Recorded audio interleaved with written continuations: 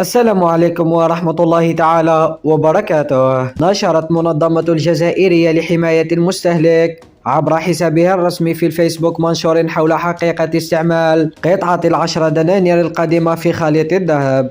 وحسب حماية المستهلك فإن قطعة ال10 دنانير التي تظهرها الصورة المرفقة يتم استعمالها في خليط الذهب المغشوش ذو العيار الناقص. وأكدت المنظمة أن هذا النوع من قطعة ال10 دنانير لا يمكن اكتشافها بالسائل الكيميائي وبطريقة الحك. وتابعت حماية المستهلك أن سعر هذه القطعة التي أصبحت مطلوبة من قبل بعض الورشات والمجوهراتيين الغشاشين وصل سعرها حتى 4000 دينار جزائري للقطعة الواحدة.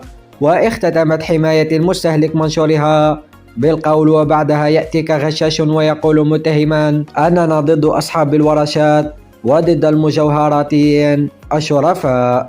وفي الأخير، إذا أعجبكم الفيديو لا تنسوا الاشتراك في القناة وتفعيل زر الجرس ليصلكم كل جديد.